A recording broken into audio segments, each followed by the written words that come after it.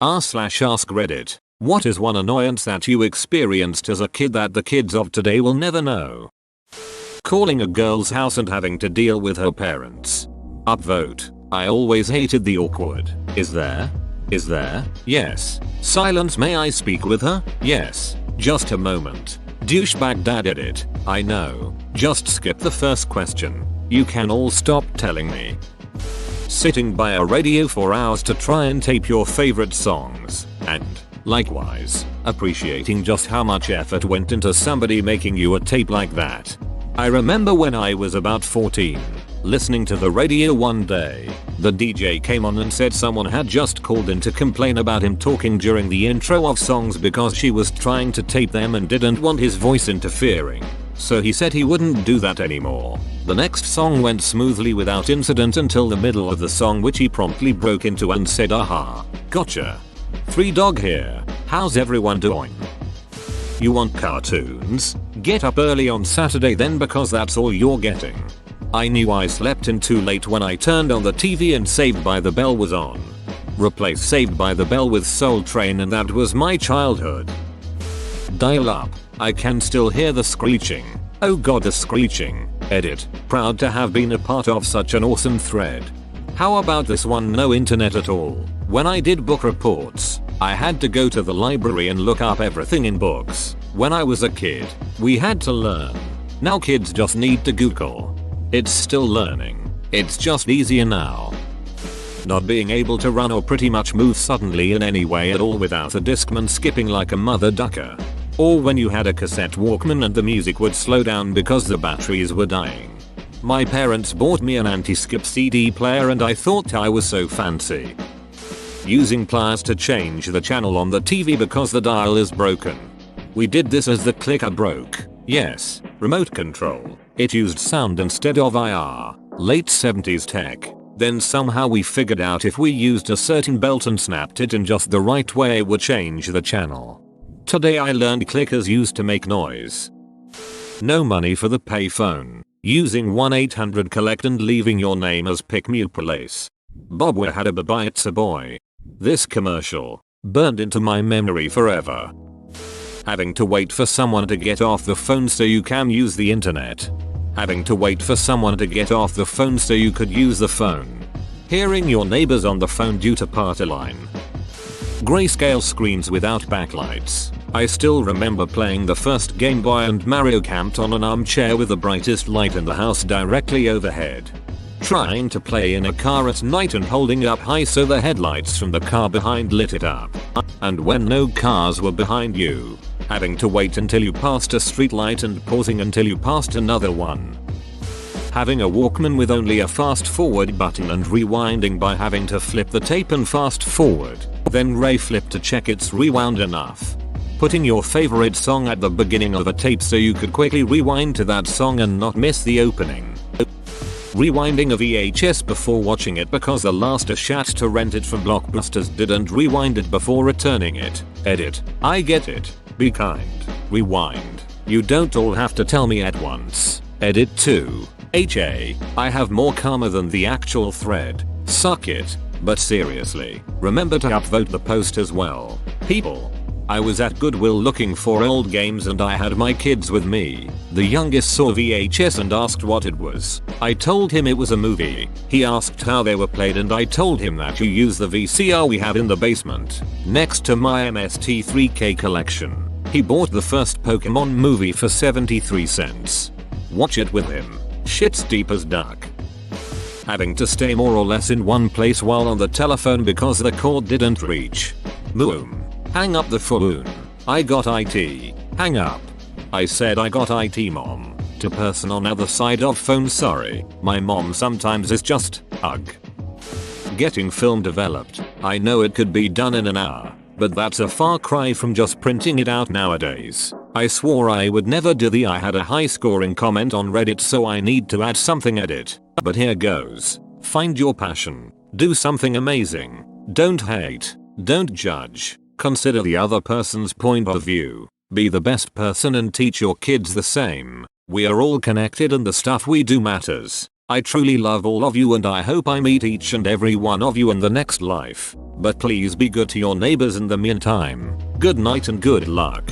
To be fair, kids nowadays miss that anticipation of checking out your vacation pictures the week after you get back. That used to be one of my favorite things about traveling. We would also each only get 2-3 rolls of film. So 48-72 pics. For a whole week. So pictures were taken more carefully, not documenting every single moment of every trip.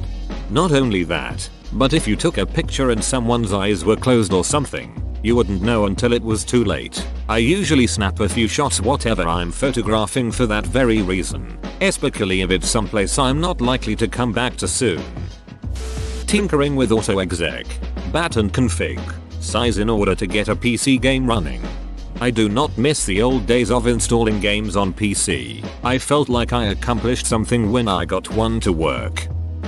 The Dewey Decimal System. I understand that the actual numbers are still listed, but we had to dig through hundreds of drawers full of 3x5 inches index cards with 8 points times New Roman font for a number like 535, 135H7.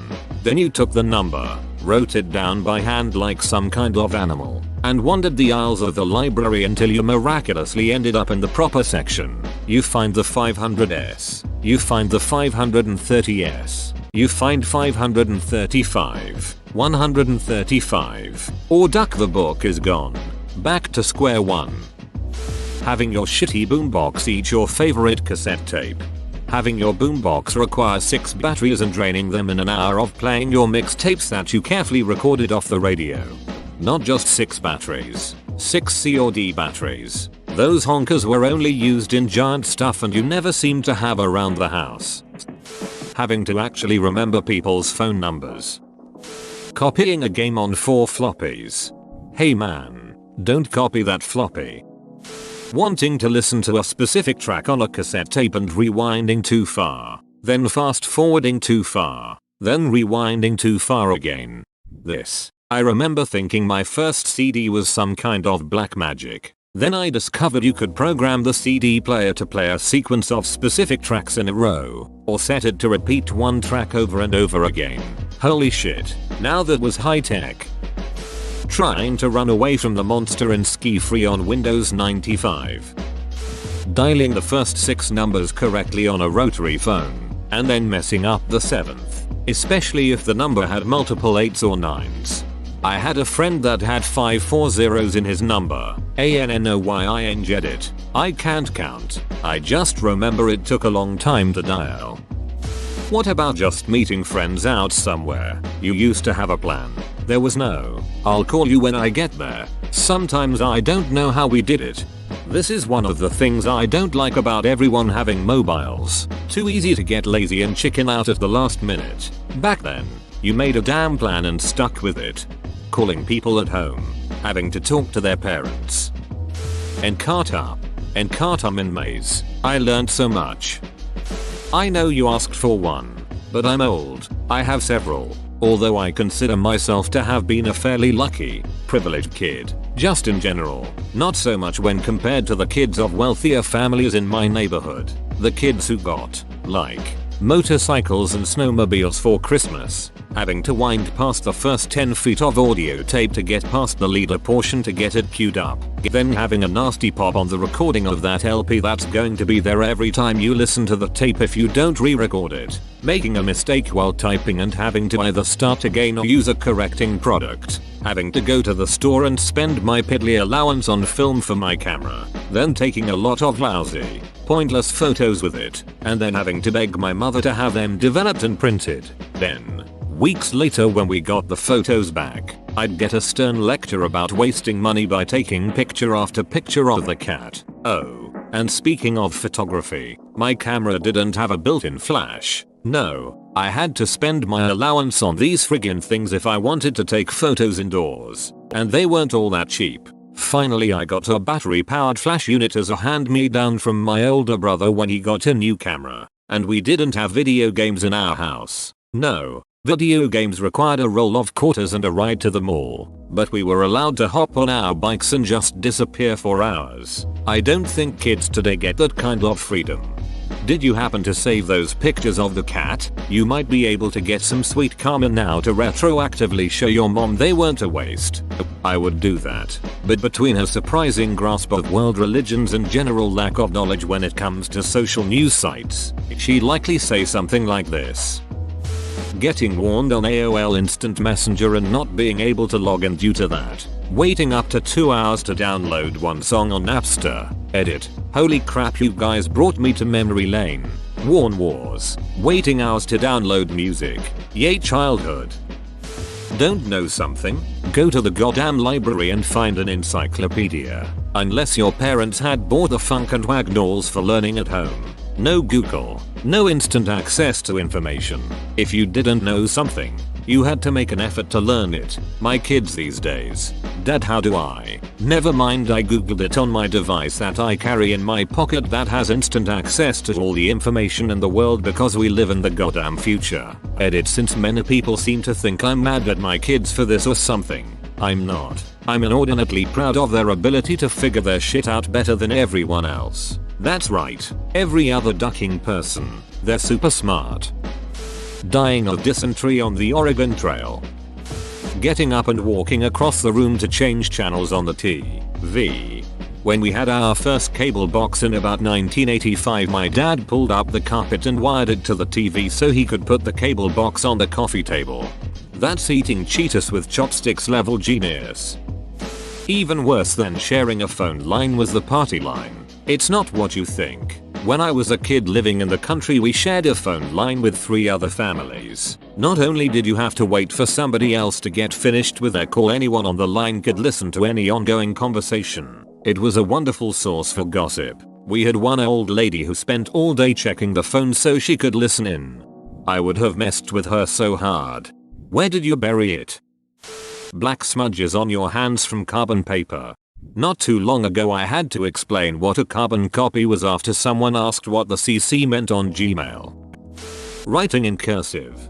We were sold that poorly in school. Instead of just telling us that we could write a lot faster, they told us we needed to lean it because that was the only thing high school teachers would accept. So in the end we learned one way of writing and was told we had to learn another just because. No wonder nobody liked it. Family road trips. 12 plus hours in the car, no TVs in the headrest, portable DVD Blu-ray players, etc. Just pure, unabashed boredom. You pick a dirt spot on the car window and bob your head up and down, making the spot run and jump over treetops and power poles. Getting a phone call whilst on the internet and having it drop out. Trying to sneak onto the internet late or night early in the morning and attempting to muffle the sound of the damn modem harpy box. Those situations where you're stuck somewhere and bored with nothing to pass the time. Waiting at DMV. Waiting in a doctor's office. Waiting for your oil change to be done. Waiting to speak with an advisor. Completely gridlocked traffic, etc. Hopefully, there was a magazine available. Nowadays, whip out smartphone and browse Reddit. The time flies by. If you didn't bring a book, you were doing it wrong. Actually, I get bored much more easily than I did 10 years ago. Slight boredom? Let's hop on Reddit. Then I get bored on Reddit and have nowhere else to go. Kids need to have constant stimulation to keep themselves entertained. When I was younger, reading books was common. Now, if you read 2-3 books a year, you're considered a book nerd. Renting a bad video game. When there wasn't an internet to see whether or not a game sucked before you got it home from Blockbuster or your local video store, you were rolling the dice with $8 and the fun of your weekend on whether or not the game you rented was good or complete garbage. Yep, there was GamePro and other magazines. But if you didn't subscribe, you didn't know. Now, people can go straight to their favorite video game review website before spending coin on a game. Number 24-hour stores. Everything was closed by 9 PM and nothing was open on Sundays. Whoa, you made it to the end? You're a ducking beast. I'll cut you a deal. Smash like and subscribe for more curated content, bruh. It's free and that's a great price.